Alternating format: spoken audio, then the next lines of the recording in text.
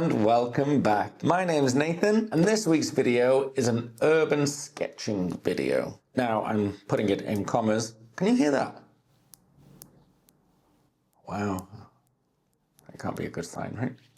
Anyway, I'm putting urban sketching in inverted commas because technically urban sketching should be done on location and never from memory, but I really wanted to sketch a building that I'd seen in Panama while I was away traveling. I have my travel sketchbook up here. But when I was traveling, I didn't always have the time to sketch the things that I wanted to sketch. Anyway, in this video, I'm going to be showing you two different ways that you can sketch the same subject. And I'm going to be using my very own homemade sketchbook. You can see how I made this by following the link up here. Oh no, it's up here. Up here. Or you can just find it on my channel. And I've actually only just got round to using this. So you are going to get my thoughts on how this actually works as a sketchbook throughout this video. But as I said, we're going to be doing two different styles today. The first one is sketch first, paint later. And the second one is paint first, sketch later. Right, let's crack on. We're starting with the sketch first, paint later technique. This is the technique that I use when I'm out and about urban sketching normally. It's just a little bit quicker for me. And I think it's probably the technique that most people use, especially when they are just starting out with urban sketching. So I've taken my pencil, it's a mechanical pencil, but you can use whatever, it doesn't matter. And I've drawn the third lines on my page. This is to give me an idea of where I want my composition to be. And then I've just eyeballed these perspective lines. I have made a video earlier in the year where I tried using a piece of string to help me with my perspective.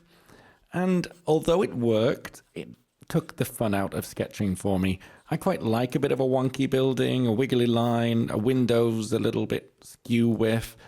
I think it adds a bit of character.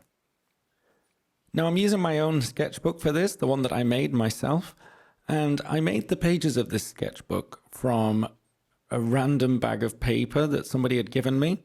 There was no labels, so I don't know anything about the brand of the paper, the thickness of the paper, or anything like that. The only thing I can assume is that I think it's actually 100% cotton because it feels very thick. And when I draw on it with my fountain pen, it kind of sucks the ink into the paper and it doesn't stay so crisp. It kind of feathers out. Side note, I love those little banana leaves that I've put on that balcony there. So this paper's quite rough as well, which makes it a little bit more difficult to draw on. So, so currently I'm not sure if I'm as in love with this sketchbook as I thought I was going to be. But, you know, I'm going to power through. There's not many pages in it anyway, so I'll probably finish it soon.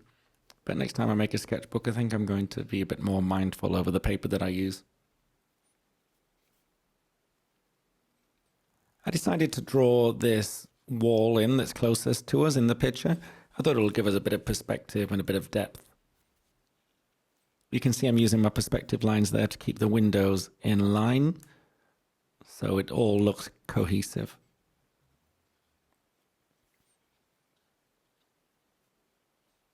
Another thing, actually, I wish I'd made this book a little bit bigger. I thought this was going to be a really cute size, but I think, you know, if I had something bigger, it would be a bit more interesting. But like I said, I'll be finished with this soon. I'm just adding a few of the buildings in that are down the street, and I'm not adding too much detail into those because they're not the main focus. But I did quite like these little potholes at the front, so I've added those in too. Just rubbing over it with my putty rubber just to pick up all of my pencil marks. It's not necessary. Some people like to see the working marks through their sketches, but I don't know. Sometimes I keep them in, sometimes I don't, and today was the day that I didn't. So there you go. I actually think this is looking really cute as just an ink sketch.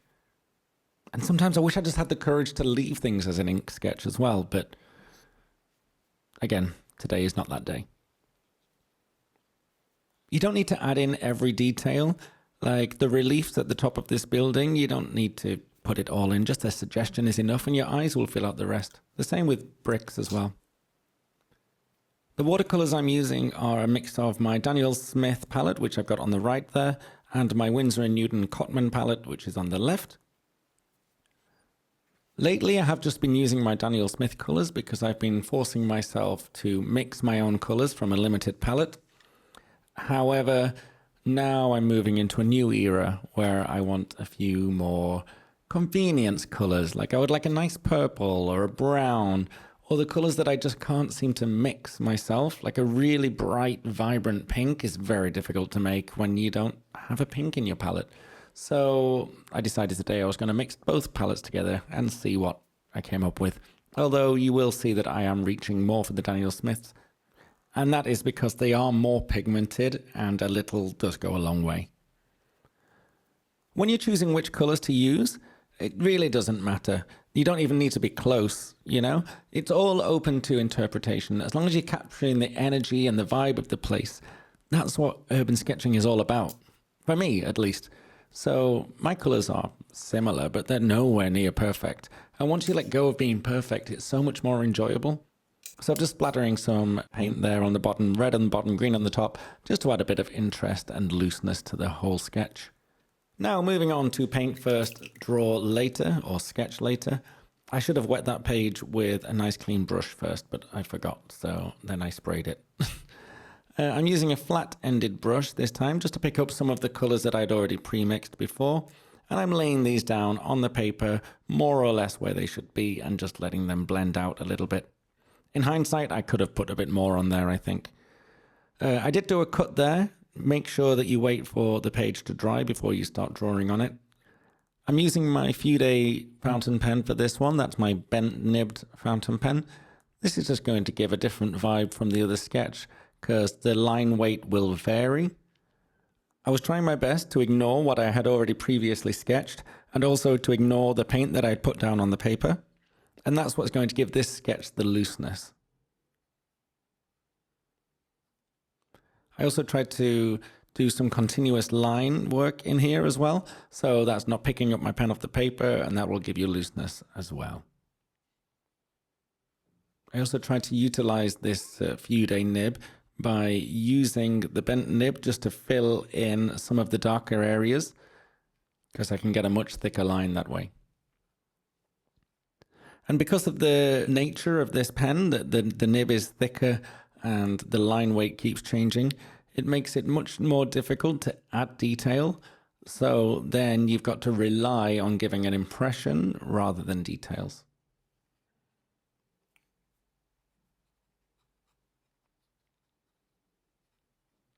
This sketch actually didn't take as long as the previous sketch. I don't know if that's because I already had the image in my mind and I didn't have to think too much. But also, I didn't do the pre-sketch with the pencil, so maybe that saved me some time too.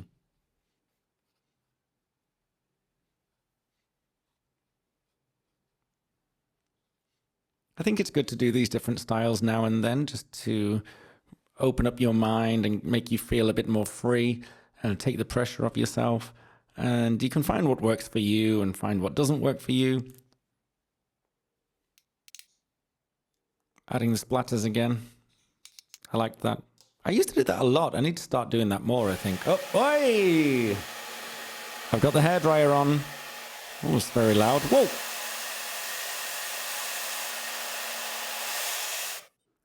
Maybe that's why this one didn't take me as long, because I was impatient and I didn't let things dry.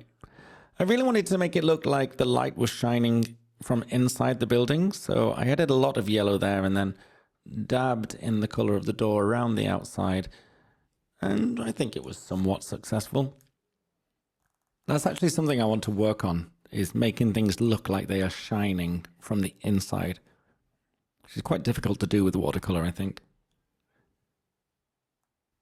Adding a few more little touches to this sketch, and then I think that one's done. There's less color in this second sketch, but in some way I find it more captivating. It's a little bit less is more, really, isn't it?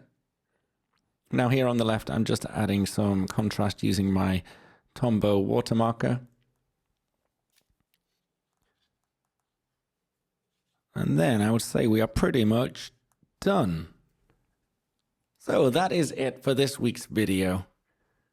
Which do you prefer? Sketch first, paint later? Paint first, sketch later? Let me know in the comments. And I'll see you in next week's video. Bye!